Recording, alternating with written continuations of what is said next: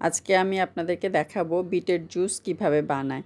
আমার যে জুসটা খেয়ে খুবই মজা লেগেছে, অসাধারণ এই জুসটার পদ্ধতিটা আজকে আমি আপনাদেরকে দেখাবো।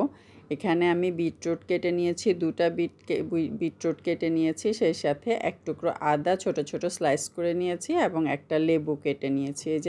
এই যে ছবিতে যেভাবে দেখাচ্ছি এভাবে করে কেটে নিয়ে তারপর এগুলো সব একসঙ্গে করে ব্লেন্ডার জারে দিয়ে দিব।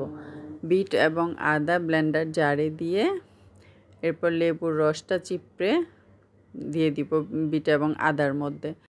সেই সাথে একটু চিনি দিয়ে দিব, মুখে একটু স্বাদ লাগার জন্য একটু চিনি দিয়ে দিব। চিনির বদলে আমরা মধুও ব্যবহার করতে পারি, মধু দিলে খেতে আরও বেশি স্বাস্থ্যকর হবে।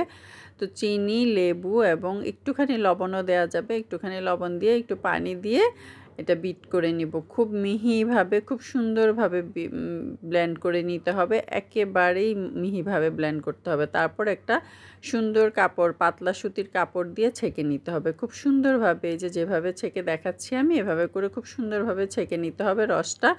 এই রসটা খেতে অসাধারণ লাগে। তো একবার খেয়ে দেখবেন, বানিয়ে দেখেন কি সুন্দর বিটরুটের জুস তৈরি হয়ে গেল। বিটরুটের যে গন্ধটা সেটা মোটেও লাগবে না, খুবই সুন্দর, খুবই ভালো লাগবে। তো কি সুন্দর বিটের জুস তৈরি হয়ে গেল। আল্লাহ হাফেজ।